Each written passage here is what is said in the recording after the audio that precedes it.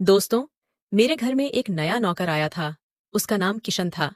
वह इतना सौम्य और आकर्षक लगता था कि उसे देखते ही कोई भी उससे प्रभावित हो जाता। मेरा नाम राधिका है। मेरी शादी लगभग 6 साल पहले सूरज नाम के एक साधारण मगर बेहद किफायती शख्स से हुई थी। सूरज दिल से अच्छे थे, लेकिन रुपये पैसे के मामले में बहुत सावधान रहते थे, या कहें कि कभी कभी जरूरत से ज्यादा कंजूस हो जाते थे। एक दिन सूरज घर पर एक लड़के को लेकर आए। उसकी उम्र करीब 18 साल की होगी। उन्होंने कहा, यह लड़का बेसहारा है। अब हमारे घर में रहेगा और सारे काम करेगा। इसे वेतन की जरूरत नहीं, बस दिन में 2 बार खाना मिल जाए, यही काफी है। मैंने हैरानी से सूरज से पूछा, ये तुम्हें कहाँ से मिला? सूरज ने बड़े आराम से जवाब दिया, मेरे एक पुराने सहकर्मी के पास ये काम करता था। अब वो सिंगापुर चला गया और जाते वक्त उसने ये लड़का मुझे सौंप दिया। उसने बताया कि यह बहुत शांत और मेहनती है। बस इसे एक कोने में जगह दे दो, कोई दिक्कत नहीं होगी। ये घर का सारा काम कर लेगा। वैसे भी हमारे घर में सिर्फ 2 कमरे थे, एक हमारा बेडरूम और दूसरा बैठक खाना। सूरज ने आगे कहा, इसे बरामदे में एक चारपाई दे देंगे, वो वहां सो लेगा। मैंने थोड़ा हिचकते हुए उनकी बात मान ली। अगले दिन सुबह से ही किशन ने घर के सारे काम अपने हाथ में ले लिए। बिना कुछ कहे वह बर्तन साफ करता, फर्श साफ करता और फिर चुपचाप एक तरफ बैठ जाता। लेकिन उसकी आंखों में एक गहरापन था, एक अनोखी शांति थी, और कुछ ऐसा भी जो उस वक्त मेरी समझ से बाहर था। धीरे धीरे मुझे एहसास होने लगा कि किशन कोई आम लड़का नहीं है। उसके व्यवहार में कुछ अजीब था, जैसे वो हमारे बारे में पहले से सब जानता हो, या शायद रात को सोता ही ना हो। एक दिन घर की सफाई करने के बाद वो एक कोने में बैठा था। मैंने उसके लिए कुछ खाने को बनाया और उसे दिया। उसने चुपचाप ले लिया और खा लिया। फिर मैंने पूछा, तू कुछ बोलता क्यों नहीं? उसने जवाब दिया, मैं आपसे क्या कहूं मालकिन। मैंने उससे पूछा, तेरा कोई परिवार नहीं है क्या? उसने कहा, मुझे कुछ पता नहीं। जब मुझे होश आया मैं एक अनाथालय में था। फिर जब मैं 5 साल का था, एक शख्स मुझे वहां से ले गया। उसने कहा था कि उसके घर में कोई संतान नहीं है और वो मुझे अपनाना चाहता है। उसने वादा किया था कि मुझे अच्छे स्कूल में पढ़ाएगा, लेकिन उसने मुझे छोटी उम्र से ही काम में झोंक दिया। सामान उठाना, घर संभालना, मेहमानों की सेवा करना, यही मेरा जीवन बन गया। फिर जब वो शख्स गुजर गया तो उसकी बहन ने मुझे घर से बाहर कर दिया। इसके बाद मैं जहां तहां काम करने लगा। जिसने भी मुझे रखा उसने 2 वक्त की रोटी के बदले मुझसे सारा काम करवाया। किशन की ये बातें सुनकर मेरा दिल भर आया। बेचारा कितने कष्ट में जी रहा था। मैंने उसके सिर पर हाथ रखकर कहा, तू फिक्र मत कर, मैं तुझे कुछ रुपए भी दूंगी। हालांकि उस वक्त सूरज की आमदनी भी ज्यादा नहीं थी। फिर उसने कहा, नहीं मालकिन, रहने दें। आप मुझे खाना दे रही हैं, मेरे लिए वही बहुत है। मेरा कौन है जो मेरी चिंता करे या जिसके लिए मुझे कुछ जोड़ना हो। उसके लिए मेरे मन में करुणा और संवेदना जागने लगी। लेकिन मुझे कहाँ पता था कि यही भावना मेरे लिए मुसीबत बन जाएगी। सूरज का काम ऐसा था कि उन्हें अक्सर शहर से बाहर जाना पड़ता था। उनकी कंपनी का मालिक हर महीने उन्हें कहीं न कहीं भेजता था। जब वो जाते थे तो 4 से 5 दिन बाद ही लौटते थे।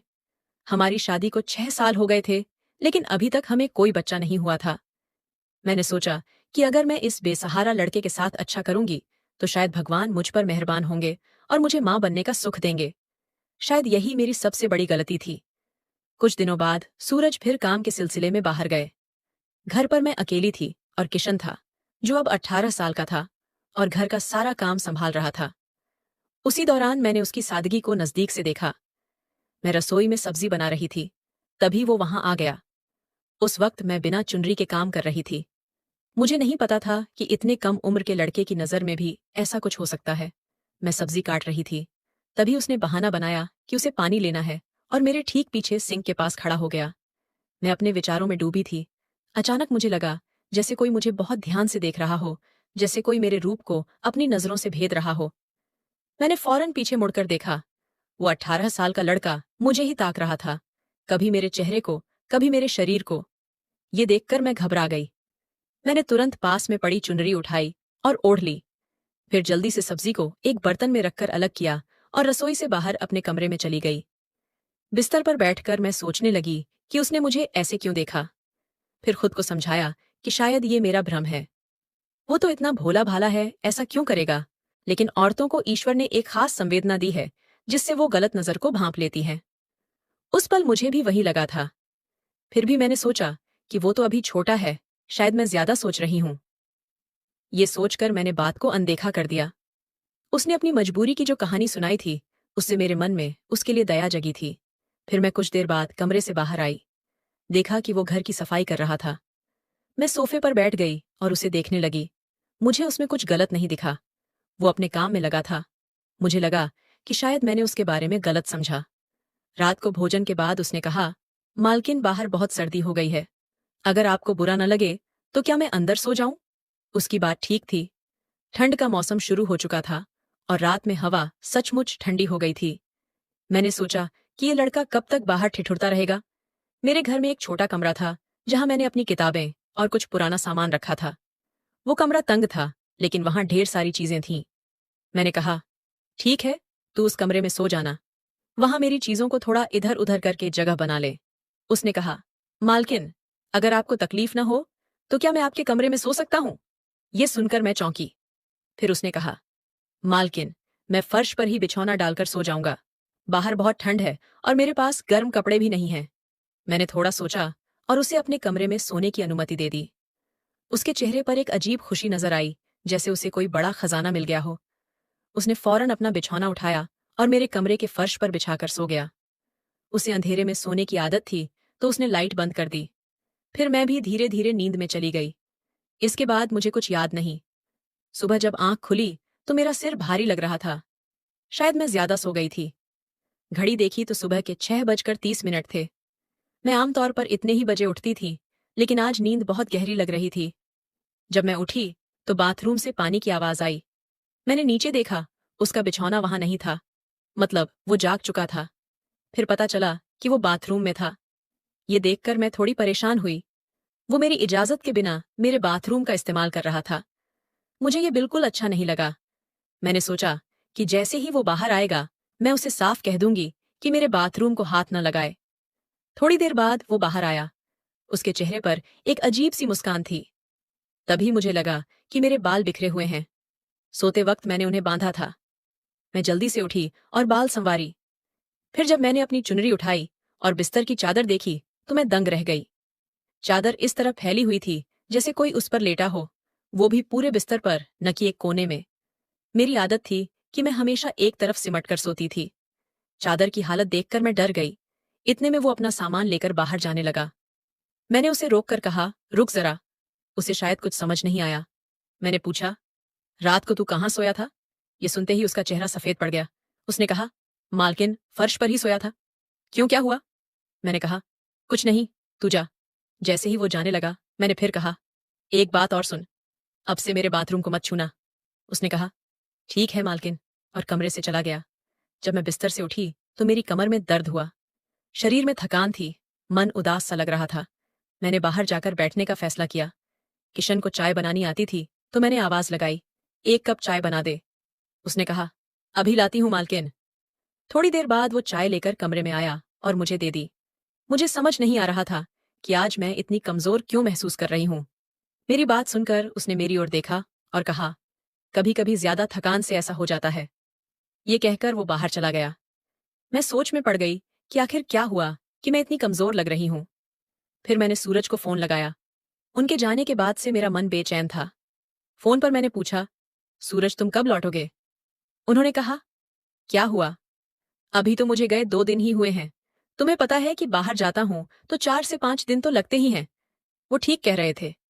पहले मैंने कभी ऐसा नहीं पूछा था, लेकिन इस बार कुछ अजीब लग रहा था।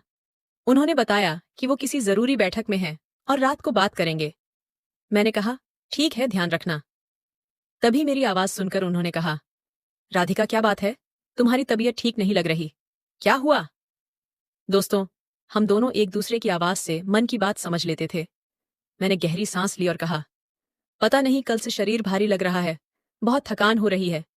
तभी मैंने देखा कि किशन सामने खड़ा था और मुझे अजीब नजरों से देख रहा था। उसकी नजर मेरे शरीर पर ठहर गई थी, जिससे मैं असहज हो गई। सूरज से मेरी बात निजी थी, तो मैं उठकर कमरे में चली गई। उनकी बैठक जरूरी थी, तो बात जल्दी खत्म हो गई। मैं उदास होकर बैठी थी। तभी दरवाजे पर खटखट हुई। उसने पूछा, मालकिन, कुछ चाहिए? मैंने आंखें बंद रखते हुए कहा, नहीं, बस आराम करना है। लेकिन मुझे लगा कि वो अभी भी दरवाजे पर खड़ा मुझे देख रहा है। मैंने आंखें खोली तो उसने चेहरा सख्त कर लिया और कहा, मालकिन, आप ठीक नहीं लग रही हैं। कहें तो मैं आपके पैर दबा दूं। मुझे अच्छे से मालिश आती है। मैंने मना कर दिया और कहा, मेरे लिए 1 कप गर्म चाय बना दे। वो सिर हिलाकर चला गया। थोड़ी देर बाद चाय लेकर आया। चाय थोड़ी कड़वी थी, लेकिन पीने के बाद थोड़ा सुकून मिला। फिर मुझे नींद आने लगी और मैं सो गई। मुझे ये भी याद नहीं रहा कि घर का दरवाजा खुला है, लेकिन भगवान पर भरोसा था और उसने सब संभाल लिया। उस रात करीब 2:30 पर मेरी आंख खुली।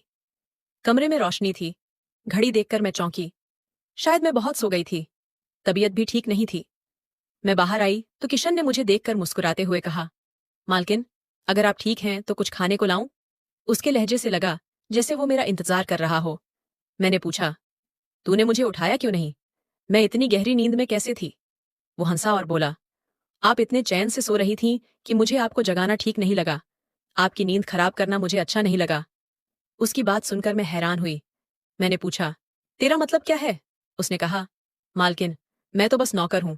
आप इस घर की मालकिन हैं। आप बहुत थकी हुई थीं, इसलिए गहरी नींद में थीं। मैंने सारे काम पहले ही कर दिए थे। जो बचा था वो आपके लिए था, तो मैंने सोचा कि आपके लिए कुछ खाना बना दूं। उसने जो खाना बनाया था वो बहुत स्वादिष्ट था। मैं आराम से खा रही थी। तभी देखा कि वो दूर खड़ा मुझे देख रहा था। मैंने उसे पास की कुर्सी पर बैठने को कहा। उसी वक्त सूरज का फोन आया और मैं कमरे में चली गई। मैं 1 घंटे तक सूरज से बात करती रही। कमरे का दरवाजा बंद था और वो बाहर था। 1 घंटे बाद दरवाजे पर जोर से खटखट हुई। वो चिल्लाया, कब तक अपने पति से बात करेंगी? मुझे नींद आ रही है। उसकी आवाज इतनी तेज थी कि सूरज ने भी सुन ली होगी। फोन पर सन्नाटा छा गया। सूरज ने हैरानी से पूछा, ये किसके सोने की बात कर रही हो? मैंने कहा, हमारा नौकर किशन है। बाहर बहुत ठंड है। 2 दिन से सर्दी बढ़ गई है, इसलिए मैंने उसे अंदर रहने दिया। कल रात वो मेरे कमरे में कोने में सोया था। सूरज कुछ देर चुप रहे, फिर सख्त लहजे में बोले, इसे ज्यादा शह देने की जरूरत नहीं। इसे बाहर बरामदे में सोने को कहो। अभी इतनी ठंड नहीं है। वैसे भी एक खाली कमरा है, जरूरत पड़े तो वहां बिछौना डाल दे। मैं उनकी बात समझ गई। बाहर आकर मैंने किशन से कहा, अब तू उस किताबों वाले कमरे में सो जा। मैं तुझे अपने कमरे में नहीं रख सकती। उसने गहरी सांस ली और बोला, ठीक है, मैं आपको मालकिन मानता हूं, लेकिन आपको मेरा भी थोड़ा ख्याल रखना चाहिए था। उसकी आंखों में आंसू थे। मुझे शर्मिंदगी हुई। इतना मासूम लड़का, मैं इसे कैसे कुछ कहूं? लेकिन सूरज का हुक्म था और उनकी गैर मौजूदगी में उसे मानना मेरा कर्तव्य था। मैंने कहा, कोई बात नहीं, तू बरामदे में सो जा और सुबह का खाना मैं खुद बना लूंगी। ये कहकर मैं कमरे में चली गई। हैरानी की बात यह थी कि इतना कुछ कहने के बाद भी जब मैं बिस्तर पर बैठकर एक पत्रिका पढ़ने लगी तो मुझे फिर नींद आ गई। रात का वक्त क्या था मुझे पता ही नहीं चला। जब आंख खुली तो लगा जैसे सूरज पास हो, लेकिन जो नजारा देखा वो चौंकाने वाला था। किसी के हल्के कदमों की आहट के साथ एक साया कमरे से बाहर जा रहा था। मेरे होश उड़ गए। मैं कांपने लगी। मुझे लगा कि मेरे साथ कुछ गलत हुआ है। मेरा शरीर दर्द से चूर था। मैं फौरन बाथरूम की ओर भागी। तब मुझे यकीन हो गया कि वो 18 साल का नौकर मुझ पर हावी होने की कोशिश कर चुका था। उसने मेरे साथ गलत किया और मुझे कमरे में बंद कर दिया। उसके बाद मुझे नींद नहीं आई। मैं पागलों की तरह सोच रही थी कि इतना छोटा लड़का ऐसा कैसे कर सकता है। मैंने ये कैसे होने दिया? और सबसे बड़ा सवाल, सूरज अभी तक क्यों नहीं आए? अगली सुबह जब मैं कमरे से बाहर आई तो किशन बरामदे में सो रहा था। मैं उसके पास गई तो उसने मुझे अजीब नजरों से देखा, जैसे सब समझ गया हो। मैंने उसकी परवाह नहीं की और घर के सारे काम खुद करने लगी। अब मुझे समझ आ गया था कि वो उम्र में छोटा हो सकता है, लेकिन उसकी नजरें और हरकतें किसी शिकारी जैसी थीं। मैंने ठान लिया कि उसे अपने कमरे के पास भी नहीं आने दूंगी। मुझे शक था कि वो मुझे कोई नशीली चीज देता था, जिससे मुझे होश नहीं रहता था। अब मैं सावधान थी। एक रात उसने कहा, मालकिन, मच्छरों का धुआं दे दें, मैं कमरे में कर दूं। मैंने सोचकर मना कर दिया और कहा, नहीं, मैं खुद कर लूंगी। वो चुपचाप चला गया। उस रात मैंने जानबूझकर धुआं नहीं किया, क्योंकि सूरज आने वाले थे। मैं बिस्तर पर लेटकर सोने का नाटक करने लगी। थोड़ी देर बाद दरवाजा धीरे से खुला। कोई अंदर आया और फुसफुसाया, मालकिन जाग रही है या सो गई? मैं आपके साथ वक्त बिताने आया हूं। उसे लगा कि मैं सो रही हूं। तभी वो अपनी असली शक्ल में आ गया। मुझे लगा जैसे कोई मेरे वजूद को छू रहा हो। उसी पल दरवाजा जोर से खुला और सूरज अंदर आ गए। किशन अपने कपड़े उतार चुका था। सूरज को देखकर वो घबरा गया। मैं भी उठ बैठी। सूरज मुझे देखकर हैरान रह गए। मैंने उस वक्त सब कुछ बता दिया।